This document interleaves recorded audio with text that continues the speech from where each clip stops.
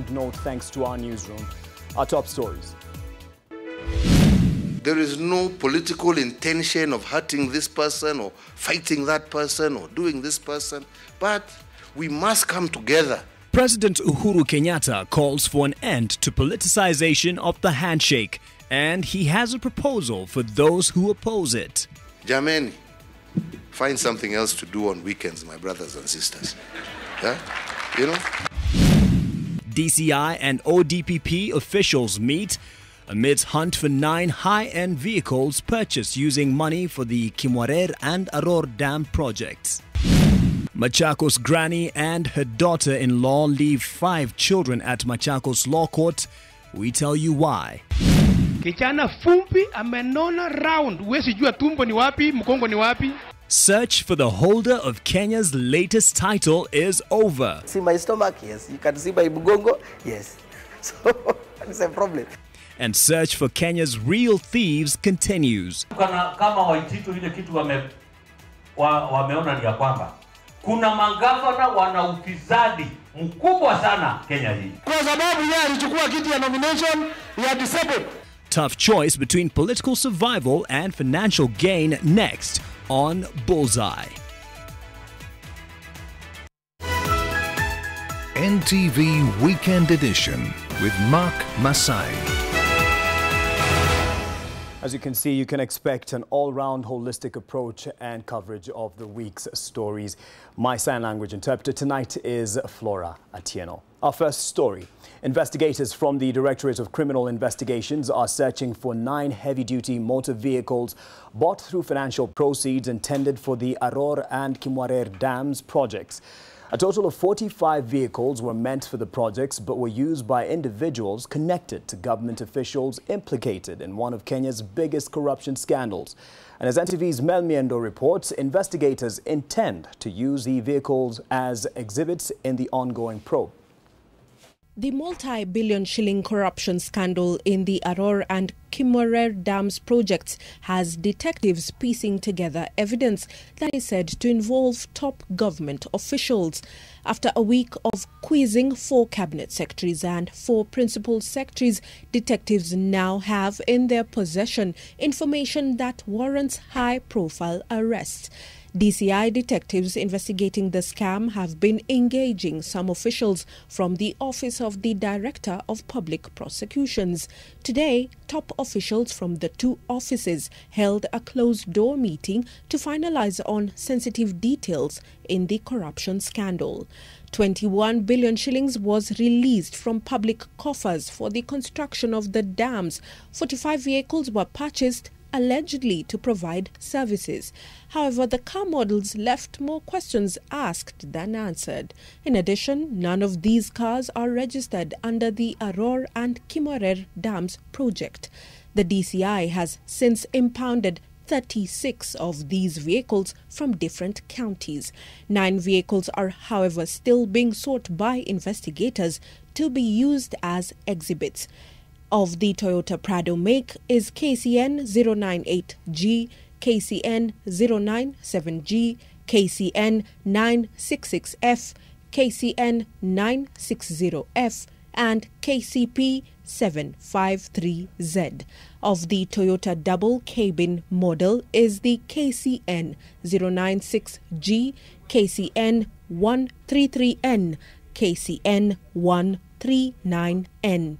A Toyota Land Cruiser pickup registration number KCN 456G. Members of the public have been urged to report to the DCI's Serious Crime Unit if they see any of these cars. Police intend to detain the vehicles in nearby police stations from the locations they will be found. Mel Miendo, NTV.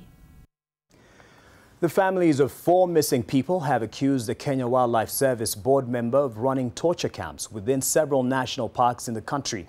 The families say that they have reasons to believe that their loved ones who have been missing since mid this month are still alive and being tortured within a conservancy that is associated with the board member. Charity Mwangi reports on the allegations raised during the post-mortem examination on the 6 bodies discovered at the Tsavo National Park earlier this week. The state of the 6 bodies brought tears to these families. The sheer brutality of the alleged murders, indicative of possible torture of the victims prior to their death. Some of them have ropes tied around their necks. Some of them have polythene bags in their face. Teeth have been removed. Those are clear marks of torture. So we cannot ignore what is happening. At least 8 families gathered at the city mortuary whose relatives have been missing for up to 3 years. Their strange disappearance leads them to believe that their kin could be among the 6. Hata afadhali ikiwa sahihi tukiwapata hapa, kama itakuwa ni wao, pia itakuwa nafuu kwa sababu ile huzuni kidogo itapungua. Kuliko miaka yote wewe unakaa hujui ndugu yako ameenda wapi, amekuliwa na mnyama, amekufa, na watu wanaowachukua ni watu wa serikali. And now allegations have been raised against a Kenya Wildlife Services board member who some of the families say may be holding 4 of their loved ones at the Lewa Conservancy. Information ambayo tunapata ni ya kwamba wako hai na wako pale Lewa. KWS spokesperson Paul Gathitu has refused to comment, saying a board member's activities at a private conservancy are his private business and not to be mixed with Kenya Wildlife Services matters. The parks, we have no history, we have no claim whatsoever of any torture happening in the parks. And I think it would also be unfair for us to be asked to comment on the issue of Lewa because it's a private conservancy. That notwithstanding, the families demand the release of their loved ones and investigations to be conducted on the mysterious activities they claim are happening in the parks. Na hizi information ziko kwamba we have secret camps in a number of our national parks and conservancies, and this falls directly under the Kenya Wildlife Services. The families were asked to submit DNA samples to rule out the possibility that their kin could be among the Savo 6. The results are expected to be ready after between 1 week and 4 months, depending on the state of the individual bodies. The results will be released to the investigators, who will communicate to the relevant families. The 6 bodies that were discovered at the Savo National Park may provide answers that these families crave, answers that will get them closure and an end to a period of searching and mooring. Charity Mwangi, NTV. Definitely, at the face of it, has all the markings of a story or case with the extrajudicial killings that have happened in the previous past in our country. Definitely a story we will be following up on. Onto something that borders the absurd and quite baffling. An elderly woman and her daughter-in-law caused drama in a Machakos court when they abandoned 5 children in court protesting delayed judgment in a land dispute that has dragged for 34 years. The women claimed that a ruling on the case was to be made on April 5th, 2018, but the occupant of the land had appealed. At the Machakos court, Mbwele Muoki sat quietly with her daughter-in-law and children. A cool, calm and collected Mbwele was hopeful that a solution to a land dispute that has dragged for 34 years will come to an end. As soon as the trial judge Eric Angote mentioned the next date, Mbwele suddenly stood up in court to protest. The angry women told off the judge and accused him of tormenting and causing them untold suffering.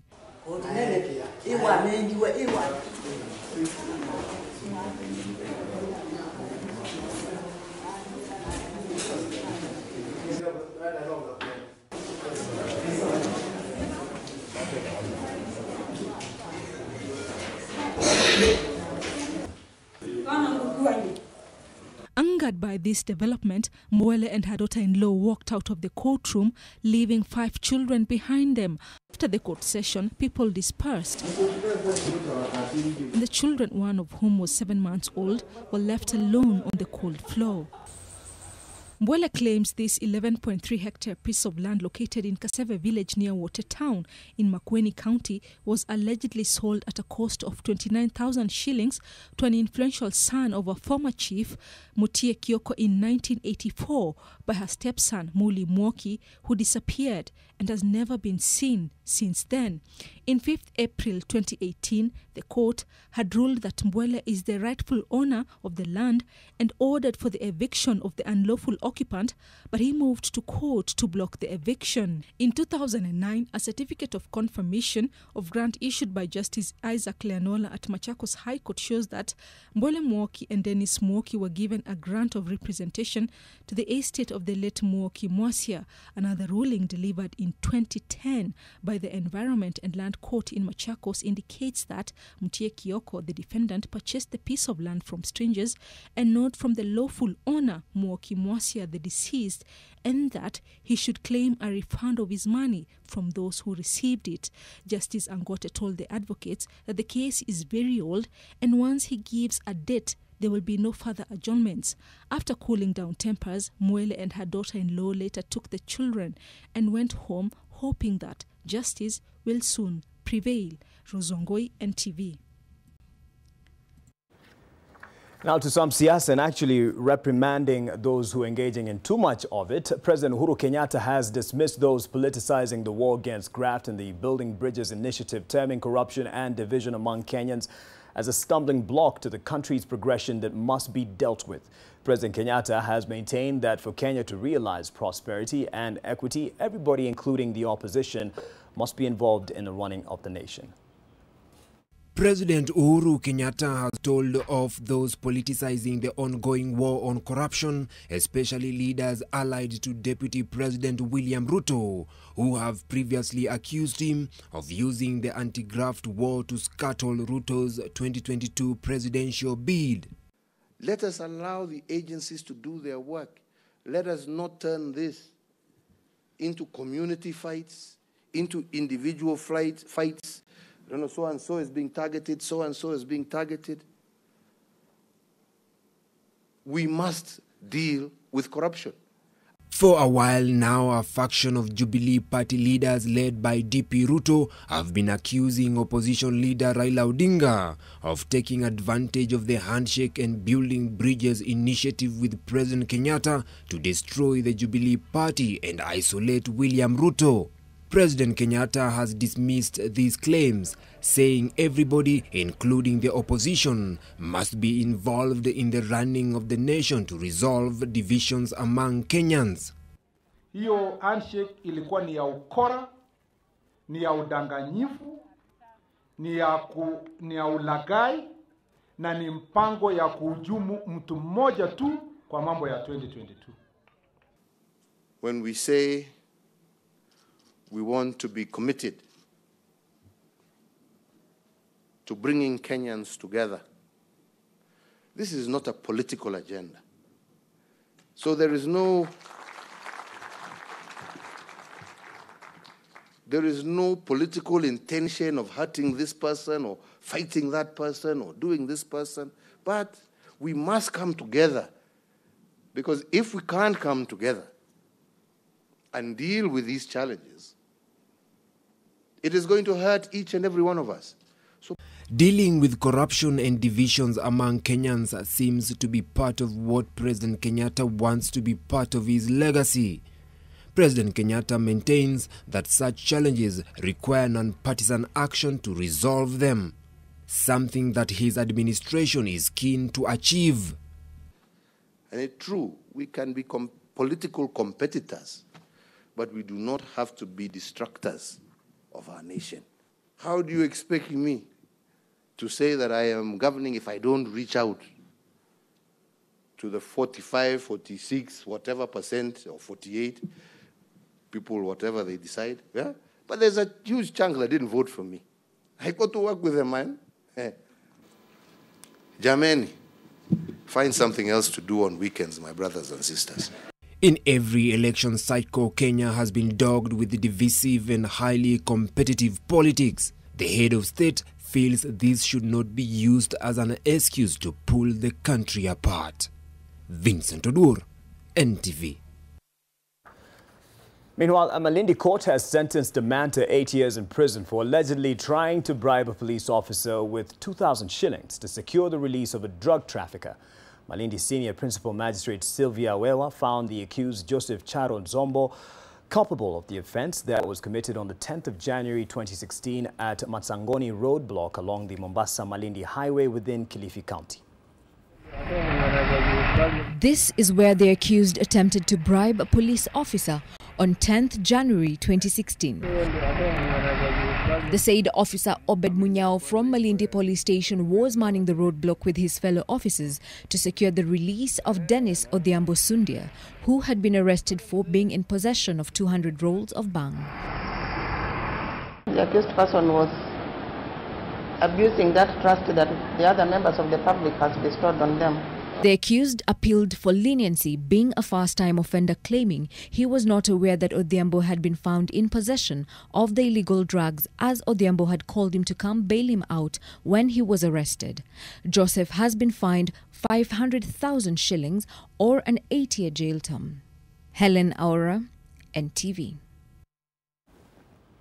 A new sheriff is in town. I'm talking about the Education Cabinet Secretary George Magoha, who has read the Riot Act to ministry officials absconding duty. Magoha made a surprise visit to Jogo House, where he found several ministry officials absent from duty. In footage posted to several social media sites, Magoha is seen engaging ministry officials about their missing colleagues. The missing officials, according to him, were more than 100. Take a look. See, let me tell you, if I start coming here at 10, what do you think people do? They will come after 10. That's it. So is there a need for me to continue to see this? Maybe just kindly have an appreciation of one other floor so that that's when I've given it and Badlisha Kichwa. Find another one where they are doing. No, people have to sit up and work. Yes. Otherwise, I will remove them. Yeah, they can go to a ministry where they sleep. The education ministry consumes all the money.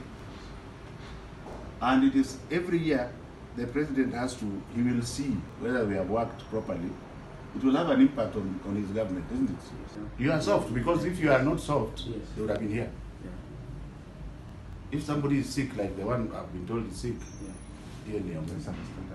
if somebody is coming late, you can see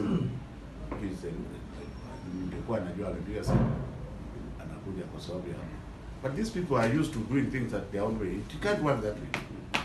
You have to turn the table upside down.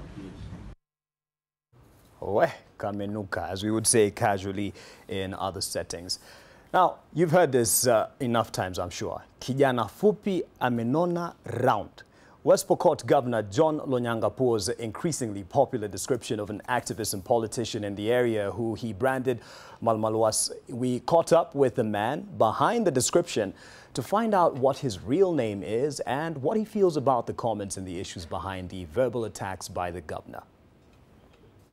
Kijana fupi amenona round. Huwezi jua tumbo ni wapi, mkongo ni wapi. How did you feel when he said this? At first, I almost felt bad because actually that is body shaming. It's not right. That is criminal. But anyway, at the end of the day, I laughed it off. Currently, everybody is shouting around.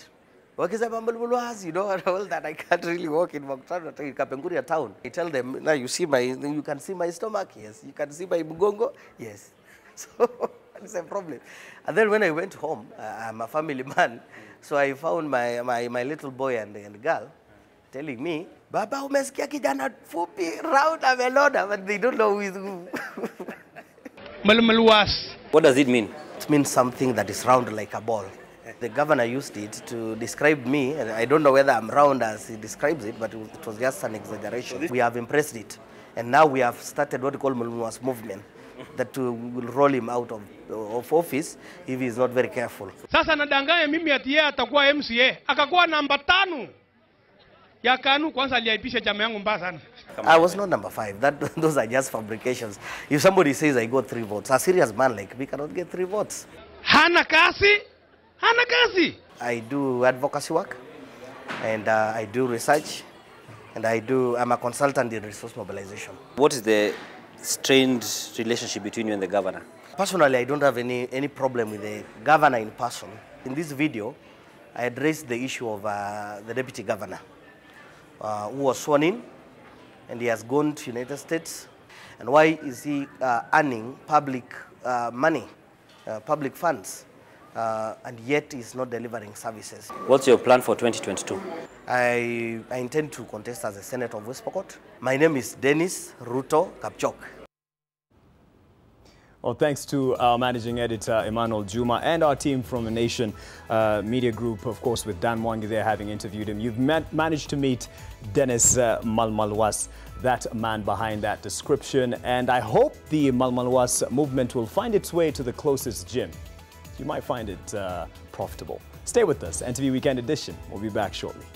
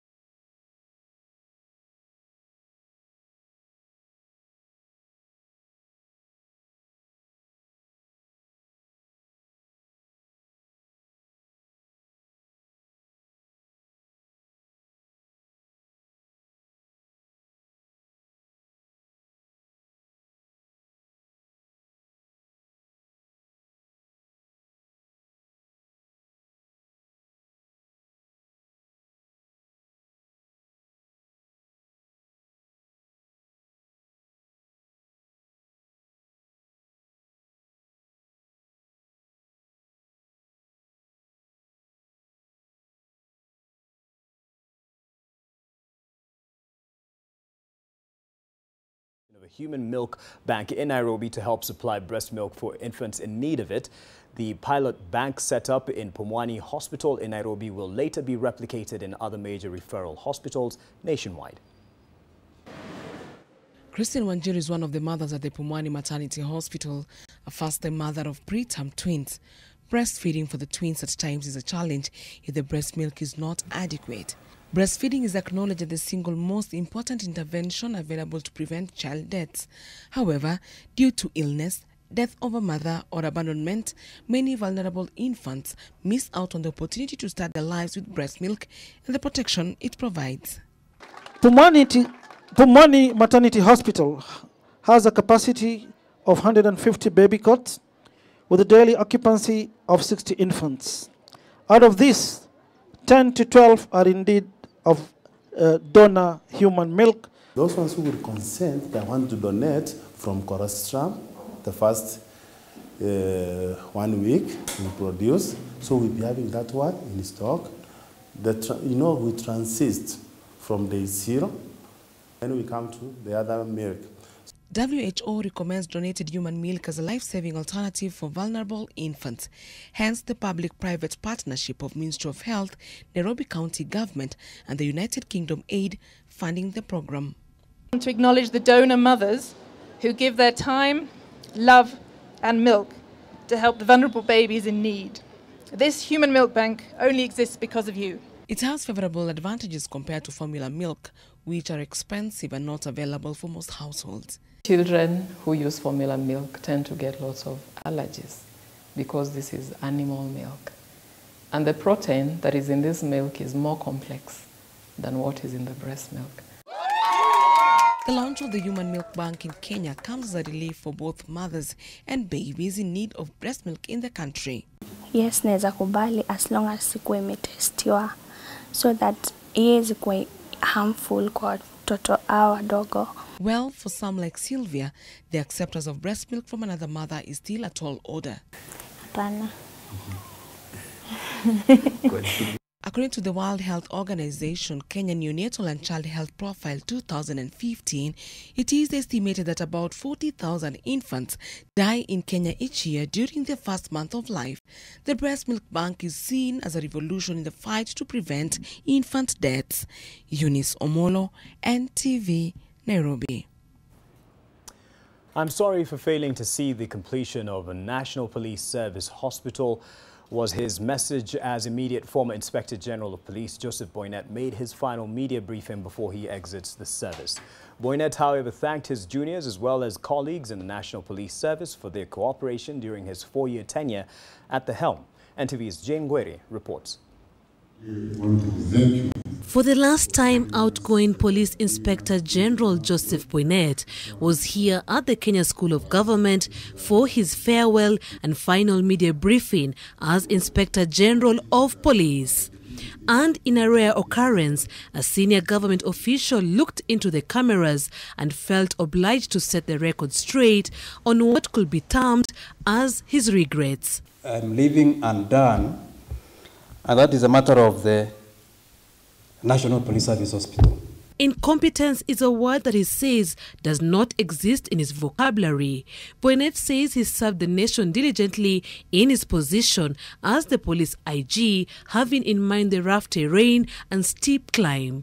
Na kama kuna mtu nilimkosea, sikukosea on purpose, ilikuwa kazi. Boinett was all praises for the police service, especially the reforms initiated during his tenure, including increased allowances, better housing, and the new police uniform. However, he and his officers had come under heavy criticism for being ineffective, if not oppressive, during the period after the elections. Claims of excessive use of force and extrajudicial killings have bedeviled the police force unfairly, so by Boinett. My hero is that constable who sits in the report office, ile shift ya usiku, paka asubuhi, kuwe na mbu, kusiwe na mbu, hawezi toka hapo. Because he or she is determined to serve our people.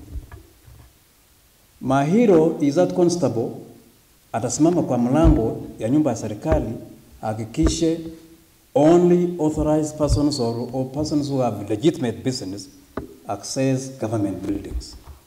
Inyeshe, iwe ni jua, iwe lolote, atasimama hapo. A trained intelligence man, Boinett will now take up his new job as Chief Administrative Secretary in the Ministry of Tourism. Jane Goiri, NTV. We ran earlier a story of the president reprimanding politicians politicizing the fight on graft as well as the Building Bridges initiative. Well, it probably landed on deaf ears as Deputy President William Ruto's allies maintained that the handshake between President Uhuru Kenyatta and the NASA leader Raila Odinga was only meant to stop the DP's 2022 presidential ambitions. Led by Kiambu Governor Ferdinand Waititu, the leaders claimed the latest threat by Siaya Senator James Orengo to sponsor a motion to oust DP Ruto is a clear indication of a plan the opposition has had since the handshake. NTV's Zacchaeus Mosame reports from Vihiga. Deputy President William Ruto was in Hamisi constituency, Vihiga County, where he was the chief guest at a fans drive for several women groups. Na wanasumbuka sana ati kwa sababu Ruto ameenda hapa, sijui tumeenda pale. Sasa mimi nawauliza nyinyi watu ya Vihiga. Deputy President ya Kenya ni wawili. Si ni mimi huyu? Sasa shida ya watu ni kitu gani? Watulize boli bwana. The deputy president was accompanied by several leaders who took issue with Siaya Senator James Orengo's purported plan to impeach Ruto. They claim his move has Raila Odinga's blessing and is only meant to have Raila replace Ruto as the deputy president of Kenya.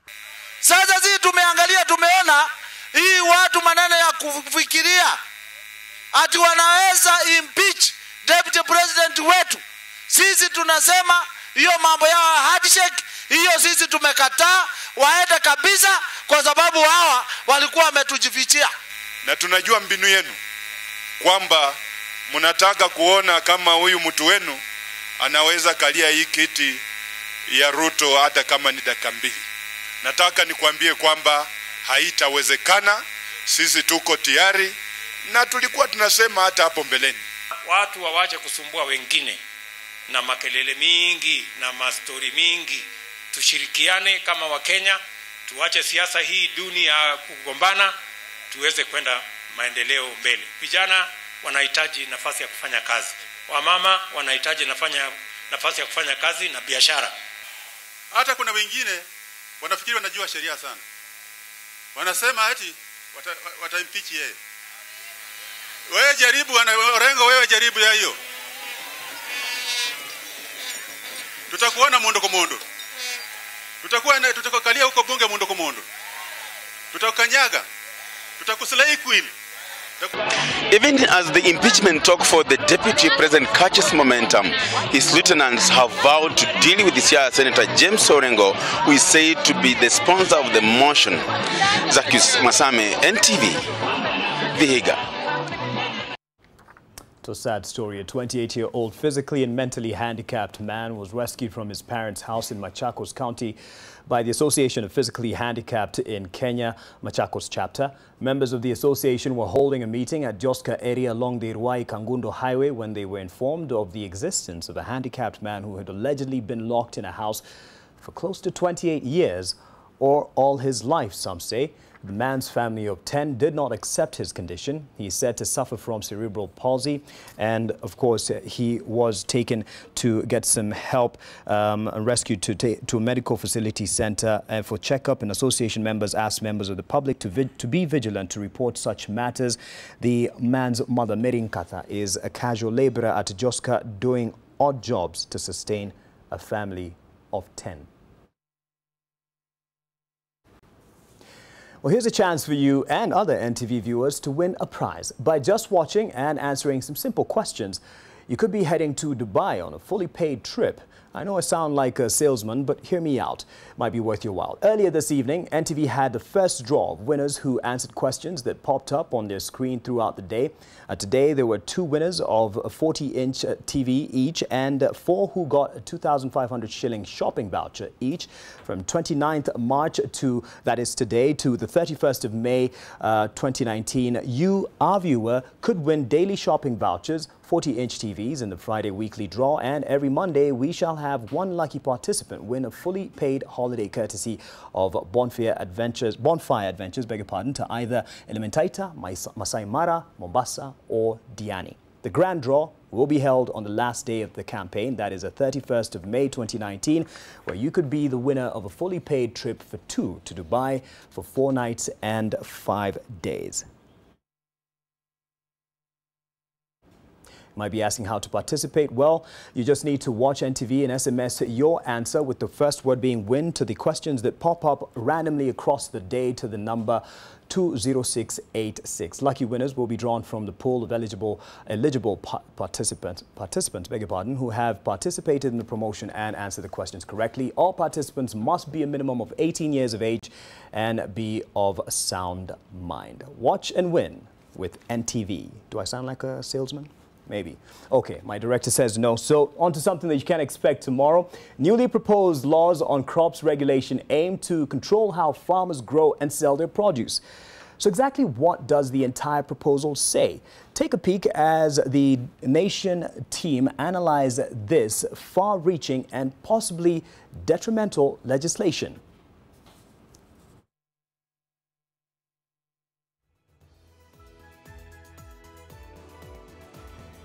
I think I've eaten into Julian Zamboko's time because he's looking at me a bit weird. He's waiting to bring you the business news after the break.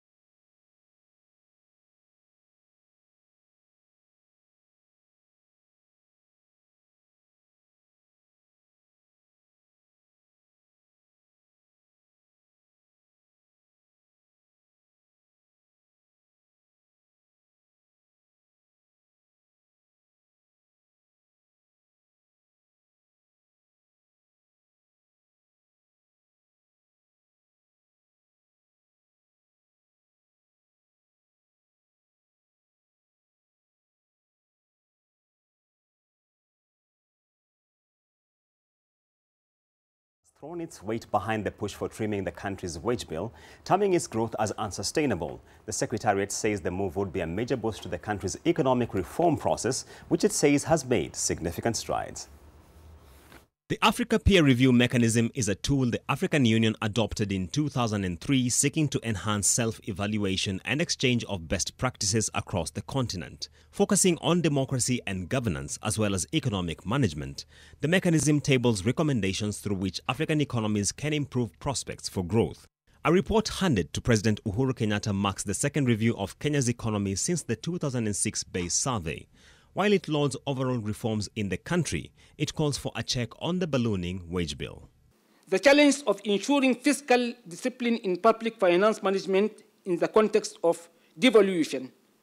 And last, insecurity caused by Al-Shabaab terrorism. The high costs of the devolved system and a ballooning wage bill. Diversity management for national unity. Corruption, as well as the quest for transformative leadership. And lastly, poverty and inequality. We need a structured, institutionalized internal audit framework that will support counties to strengthen internal audit practices and improve compliance with the Office of the Budget, Control of Budget, and Office of the Auditor General. Coming barely a week since the Salaries and Remuneration Commission indicated plans to reduce the 149 allowances paid out to the public sector, the Africa Peer Review Secretariat has injected impetus into the call to trim the country's wage bill, which is estimated to account for 53% of Kenya's revenue from taxes. Let's move on to matters e-commerce, and Kenyans' growing appetite for online shopping is exposing them to increased cyber attacks and fraud. This is according to the latest report by the Communications Authority of Kenya, which also shows that Safaricom has for yet another quarter lost its market share as Airtel's has increased. In October to December 2018, Safaricom's market share for mobile subscriptions dropped by 0.9% to stand at 63.3%, while Airtel Networks Limited gained 1.1 percentage points to record a market share of 23.4%. Telecom Kenya's market share, that of Equity Bank's FinServe Africa and Mobile Pay, stood at 9%, 4.2% and 0.2% respectively. During the quarter under review, there were 31.6 million active mobile money subscribers. A total of 787.8 million person-to-person transactions valued at 2.1 trillion shillings were also made. A total of 586.9 million mobile commerce transactions valued at 1.2 trillion shillings were also made. Safaricom PLC registered the highest market share for mobile data subscriptions at 69.5%, whereas Airtel reported at 22.4%. Further, Telecom Kenya, Equitel and Mobile Pay reported market shares of 7.4%, 0.4% and 0.2% respectively. This increased uptake of mobile data, however, brings with it significant concern. In the last 3 months of 2018, there was a significant spike in malicious software attacks targeting devices, and which has seen unsuspecting Kenyans defrauded on online platforms. There were 10.2 million cyber threats in the 3 months, up from 3.8 million reported in the preceding quarter. Of the 10.2 for the quarter under review, 9 million of them were malware attacks. Victor Kiprop, NTV Business. Clearly some need there for caution for all digital savvy persons in this country. Elsewhere, the pain of drought has been felt across the country, even in areas that are not directly affected.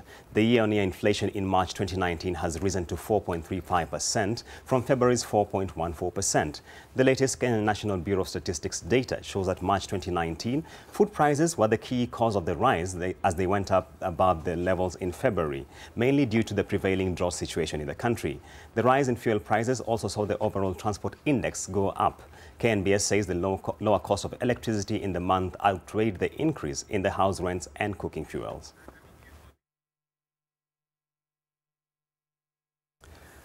And let's look at matters capital markets, where investors at the Nairobi Securities Exchange closed Friday's trade with 35 billion shillings less in paper wealth compared to the close of last week.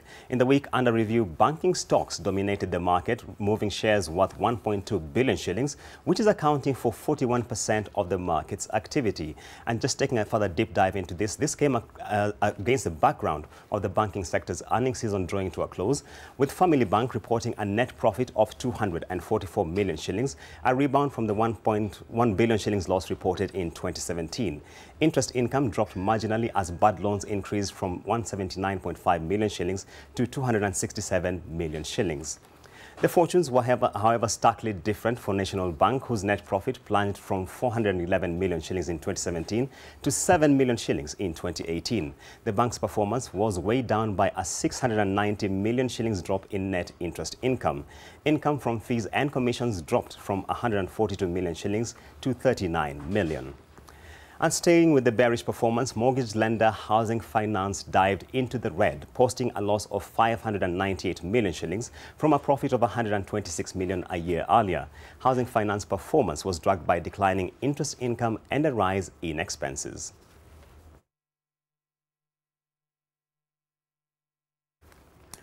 And that's all we had for the business news. Do enjoy the rest of your viewing.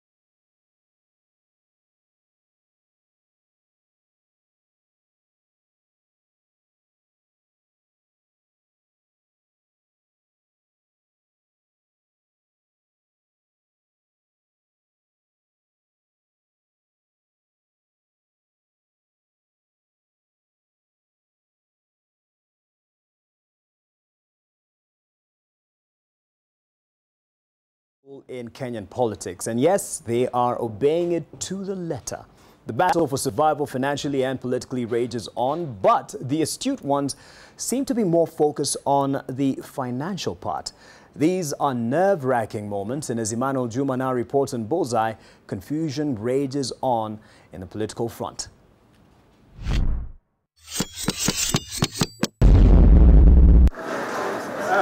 Decision time, crunch time. And it is tough, so tough that even those who consider themselves to be hardcore political animals are sweating hard. Following what has happened. It is the search for a united front, I guess, the search for a common ground, the battle to ensure that they are all reading from the same script, if not singing from the same hymn sheet. But boy, it's confusing. See the movements? Just call it back and forth. Then they spoke. We won't call our house to order. And you're about to hear why they are behaving this way.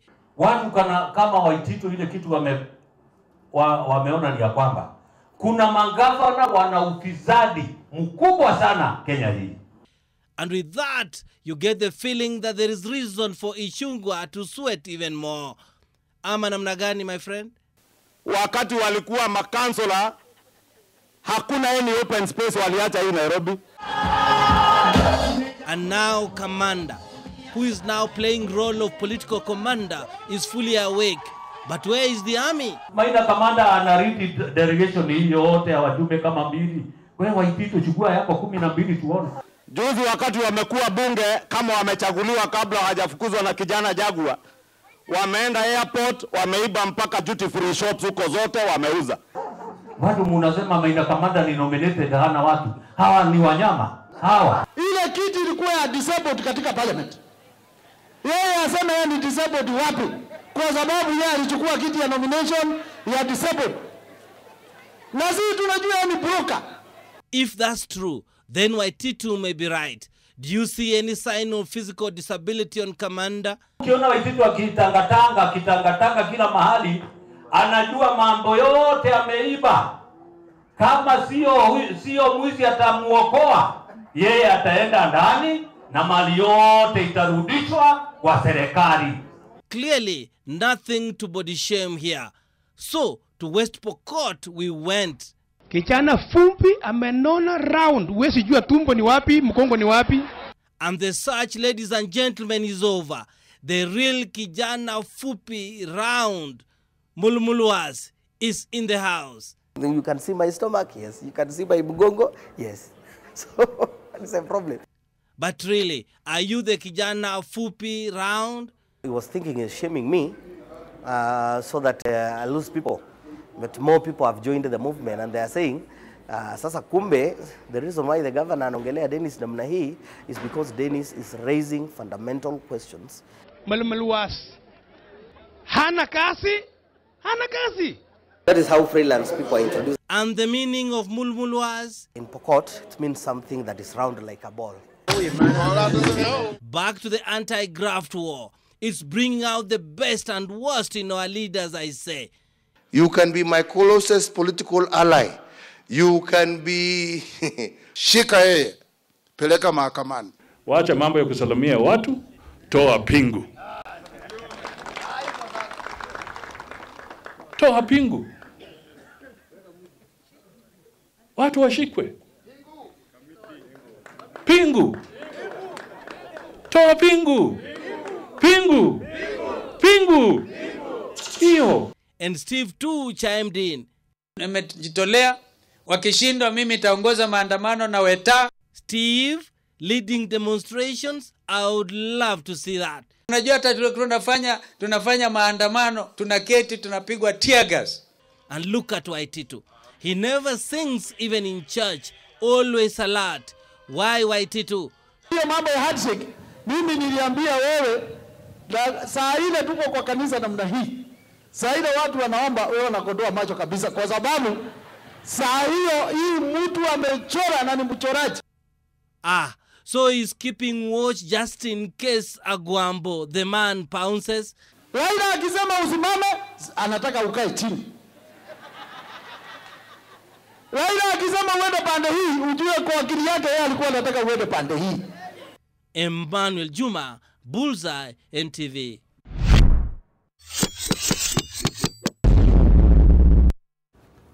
Emmanuel Juma always delivers on Bullseye. I'm not just saying that because he's my boss. Up next is Sports with Brian Otwal. Stay with us.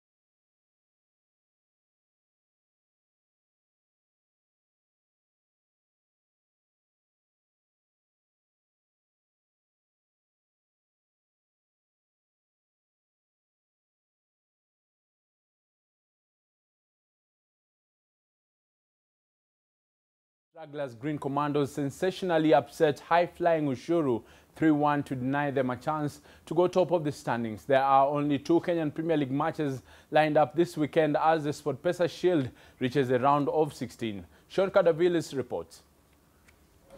There was a major upset in the National Super League as struggling Green Commandos stunned title favourites Ushuru 3-1 at a dry and dusty Ruaraka grounds. The result means that Ushuru remain in second place, while Commandos move one spot to 18th.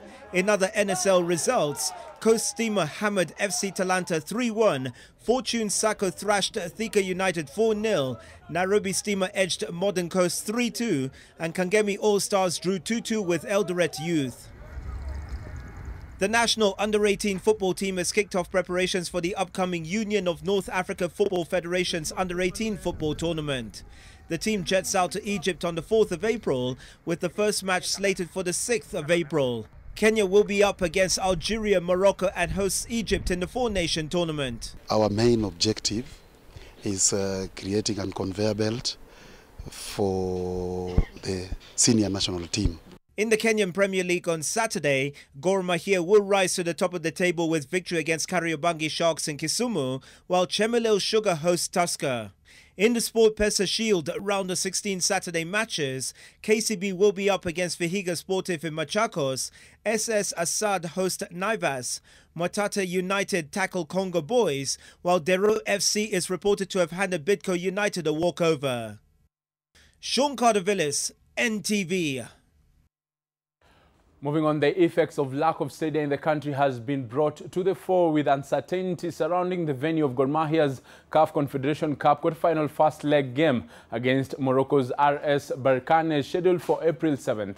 The match had been set for Kasarani Stadium before Gor Mahia got a rude shock that the venue had been rented out to host an expo on the day of the first leg. Following an outcry on social media, Sports Kenya is attempting to navigate the double booking by ensuring both the match and the expo go ahead at the Kasarani Stadium. In case Kasarani is not available, the match may be shifted to the Kenyatta Stadium in Machakos, which is CAF approved. Venue aside, coach Hassan Okte is banned from the first leg, as is Captain Harun Shakava, Shafiq Badambuze and Jacques Tuisenge are banned for both legs of the quarterfinal, while Ernest Wendo has been handed a 3-match ban. And the 43rd edition of the IAAF World Cross Country Championship will be held tomorrow afternoon in Aarhus, Denmark, with the event billed to be a Kenya versus Uganda versus Ethiopia affair. Two-time champion Geoffrey Kamworor will be targeting to extend his cross-country dominance, while 5,000 meters champion Helen Obiri leads the Kenyan charge for the chase for women's title, currently held by Ethiopia.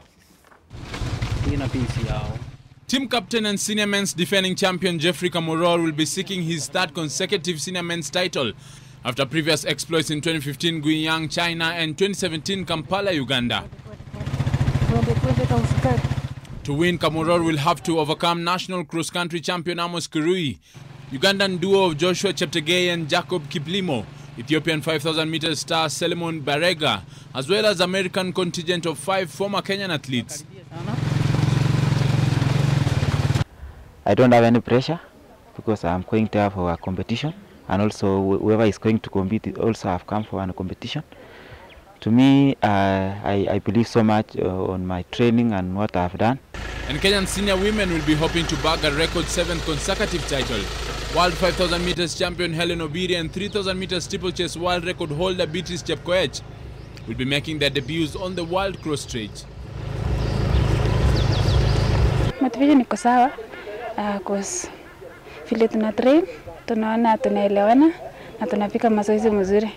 The Kenyan junior men will be looking to recapture the under-20 title last won in 2011, while the junior women aim to reclaim the title last won in 2013.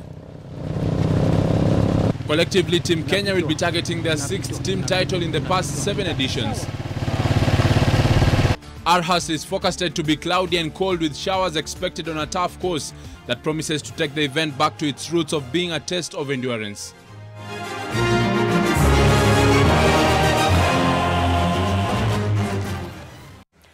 And the changes at the helm of the Kenya Rugby Union continued this week, with a new Secretary General appointed and committee heads selected. However, the composition of the new team has raised eyebrows, as Ida Waringa found out. Gangler's term as Kenya Rugby Union chairman has started on a controversial note.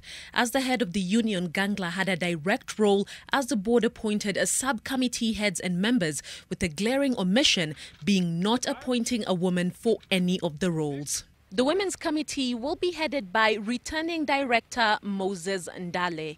It does beg the question, though, is he a man positioned to know about what would be in the best interests of the women in the game? It's a move that has rubbed rugby stakeholders the wrong way. It was very disappointing to, first of all, for no lady to be elected in the board in the past elections. And I think it should be a prerequisite for women to champion women matters, especially in rugby. Kenyan women are part and parcel of the game, with the Kenya Lionesses set to battle for a core slot in the World Rugby Series. KRU regularly runs a women's league plus the KRU Women's Festival, and there are several women officiating in the league. The absence of women in the KRU board is therefore in contrast to the situation on the ground. Rugby, of course, has a lot of outstanding women who have contributed to the growth of the game of women's rugby in Kenya over the past decade. The national women's sevens rugby team are in Pool B for the Hong Kong Sevens, along with Papua New Guinea, Hong Kong, China and Uganda, as they hunt to become a core side in the Women's World Sevens Series. Also seeing that reflected in our performance, especially when the women are called upon for the qualifiers in Hong Kong, and also we saw that they participated also in the invitational tournament in Dubai for years. Additionally, the board's decision to appoint Ian Mugambi, who failed to get re-elected as director during the just concluded AGM, as honorary secretary, has raised eyebrows. Incidentally, Mugambi will head the Communication and Media Committee, the Discipline and Bylaws docket, and deputize KRU Treasurer Joshua Aroni in the Finance and Administration Committee. Ida Warenga, NTV.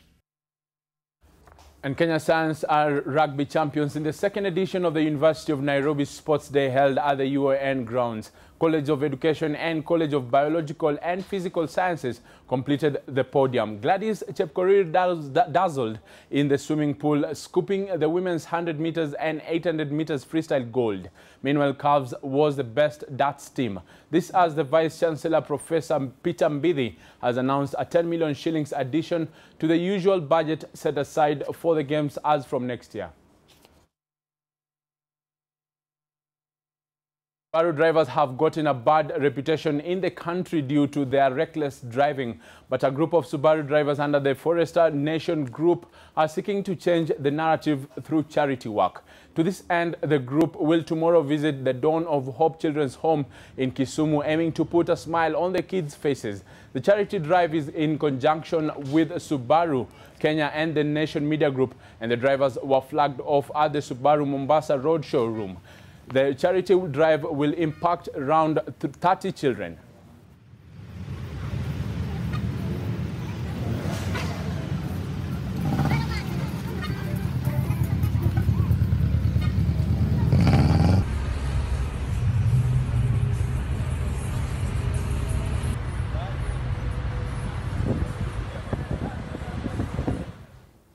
Well, that's the sport to play again tomorrow from 2 p.m. to 4. But, Mark, you're a Subaru driver. Are you reckless? Yes, for the record, we are very disciplined drivers. Not all. Subaru drivers, very disciplined. Mad respect to you. Mad respect. Subaru drivers. Subaru. Yes, and up next we have, of course, The Trend. Say with me, Amina Abdi Rabba. I was fast. Yes, yes. And she has the console. I think that's how they say it. There's a fun bunch of guys there. And, of course, Mimi Mars from TZ. And help me with this one. Is it Ochunglo? Ochunglo. Yes, Ochunglo family. You want to see this, so stand by with that after the break. Us guys are out. Okay, director, we're leaving. My name is Mark Masai. Thank you for watching, and thank you to Flora Atieno for the sign language interpretation. Have a good night. I'm Brian Otwala.